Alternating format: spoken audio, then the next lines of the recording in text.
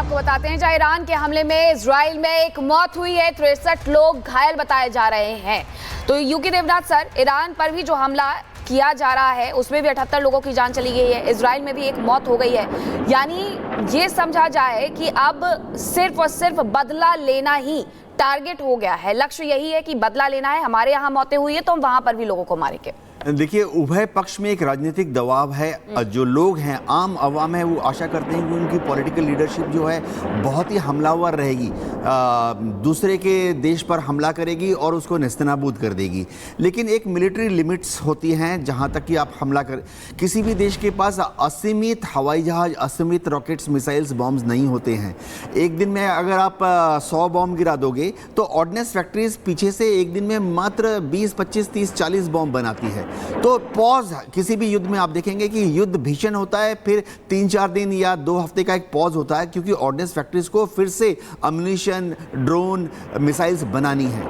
उभय पक्ष फिलहाल क्या करने की कोशिश कर रहा है, वो यूएन में और इंटरनेशनल मीडिया में ये बताने की कोशिश कर रहा है कि दुश्मन का हमला जो है वो मिलिट्री टारगेट्स पर नहीं हो रहा है, विफल हो गया है। दुश्मन का जो हमला है वो हो रहा है सिविलियन टारगेट्स पर। अब ईरान ने यूनाइटेड नेशन में जो बयान दिया है उसका मंशा ये है दुनिया को बताना कि इजराइल का जो हमला था वो ईरान के न्यूक्लियर या मिलिट्री इंस्टॉलेशंस के अलावा ईरान में मास नंबर पर बड़ी तादाद में सिविलियंस को भी कैजुअलिटी कर रहा है।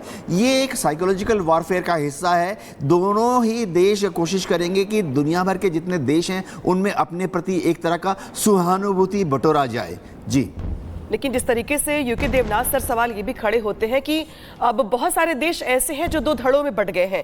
बेशक ईरान की ओर से कहा जा रहा है इजराइल को कि जो भी देश यहाँ पर साथ देगा वो खतरा उठाएगा, उसकी ओर से उसको जवाब दिया जाएगा। लेकिन ईरान के साथ कौन कौन से देश खड़े हैं, अब ये भी सवाल खड़े होते हैं जो साथ देंगे आगे युद्ध में इजराइल के खिलाफ। जी हाँ, बहुत ही नाजुक सवाल है।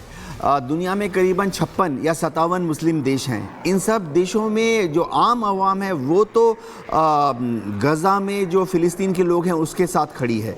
लेकिन आप देखिए, पिछले 1.5 साल के युद्ध में ज़्यादातर मुस्लिम देशों ने सिर्फ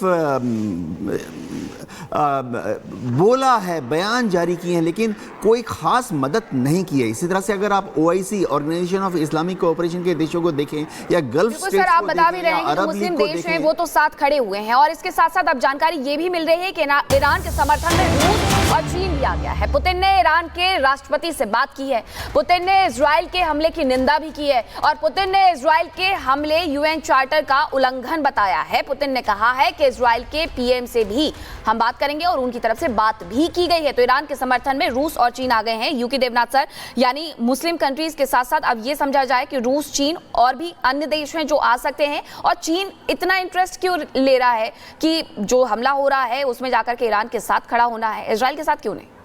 देखिए, हमेशा से रूस ईरान के संपर्क में रहा है। ख़ास तौर से जब से अमेरिका ने ईरान पर दबाव डालना शुरू किया, रूस को गल्फ स्टेट्स में एक मित्र देश चाहिए था, तो ईरान को उन्होंने डेवलप किया। क्योंकि गल्फ एरिया में बाकी जितने अरब देश हैं सब आस्ते आस्ते अमेरिका के खेमे में चले गए, इजराइल के सपोर्टर बन गए। तो अब हो क्या रहा है कि कौन और है ऐसा जो कि ईरान को मदद करेगा? नॉर्थ कोरिया मदद कर सकता है, जाहिर बात है, लेकिन इतना दूर है और मिलिट्री तौर पर वो कोई खास फौजी सहायता, साजो सामान ईरान तक नहीं भेज सकता। क्या चीन ईरान को मिलिट्री सहायता देगा? अब तक का जो ट्रेंड है, छुप छुप के थोड़ा बहुत देता है, लेकिन कोई भी हवाई जहाज, बड़ा मिसाइल या बड़ा ड्रोन चीन ने अभी तक ईरान को दिया नहीं है। हाँ, चीन यूनाइटेड नेशन में या दुनिया के जो दूसरे पॉलिटिकल मंच हैं वहाँ पर हमेशा ईरान के साथ खड़ा हुआ नजर आता है। चीन जो है ईरान पर इन्फ्लुएंस क्यों चाहता है ये भी समझना पड़ेगा, क्योंकि चीन की मंशा है कि आस्ते आस्ते जैसे आने वाले दशकों में अमेरिका का इन्फ्लुएंस दुनिया से कम होगा, चीन उम्मीद कर रहा है, तो उस रिक्त स्थान को भरना है। यहाँ पे इस बीच बड़ी खबर आ गई है जहाँ पे इजराइल के प्रधानमंत्री से PM मोदी से बातचीत की है। करने के बाद पीएम मोदी से बातचीत की है। पीएम मोदी ने भारत की चिंताओं को इजराइल के साथ साझा किया है।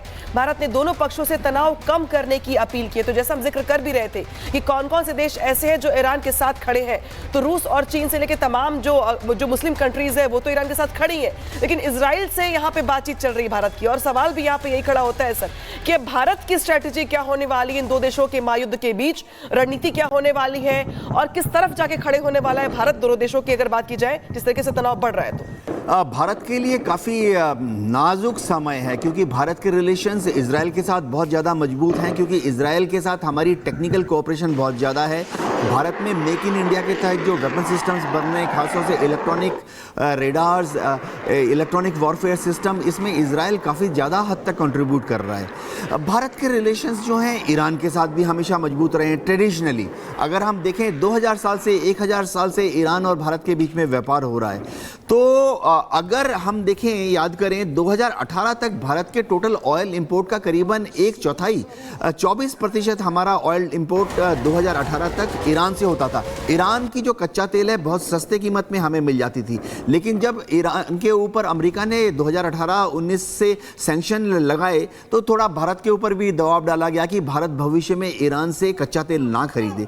लेकिन भारत सरकार जो है ईरान को अपना मित्र मानती है। इसके बड़े कारण हैं, क्योंकि हमारा वहाँ पर इंटरेस्ट है, समझिए ग्वादर पोर्ट पर।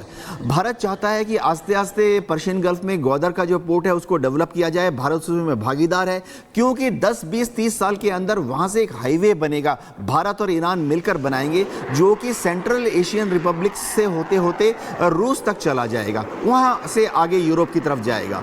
अब भारत जो है चाबहार पोर्ट को इसलिए भी चाहता है कि पाकिस्तान का जो बहुत बड़ा नेवल बेस बन रहा है ग्वादर में, जो कि वो चीन की मदद से बना रहे हैं, उसका एक काउंटर बैलेंस हम चाहते हैं। तो भारत ईरान के साथ भी मित्रतापूर्व संबंध रखना चाहता है, रखेगा, रख ही रहा है सर। अब तो जाकर के सीधे खड़ा भी हो गया है। अब आपको पता है कि अमेरिका ने ईरान को सीधी धमकी दी है, ईरान ने हमारे बेस पर अटैक किया तो अंजाम बुरा होगा। ट्रंप ने ये कह दिया है। जो बात मैं कर रही थी कि एक तरफ ट्रंप के द्वारा यानी अमेरिका के द्वारा पूरा सपोर्ट इजराइल को दिया जा रहा है, तो दूसरी तरफ ईरान भी धमकी दे रहा है कि जो इजराइल के साथ खड़ा होगा हम उसे नहीं बख्शेंगे। और इसी पर प्रतिक्रिया आ गई है सामने ट्रंप की, जिन्होंने कहा है कि अगर अमेरिका ने ईरान को सीधी धमकी दी तो बख्शा नहीं जाएगा। एक तरफ ईरान के साथ बातचीत चल रही थी सर, और अब देखिए कि ट्रंप तो साफ साफ ये कह रहे हैं कि अगर आपने हमारे ऊपर हमला किया तो हम नहीं छोड़ने वाले हैं। जो परमाणु युद्ध को लेकर के या फिर जो उनके परमाणु रिएक्टर से उसको लेकर के जो बातचीत हो रही थी ईरान के साथ अमेरिका की, अब वो पूरी तरीके से थमते हुए नजर आ रही है। बिल्कुल,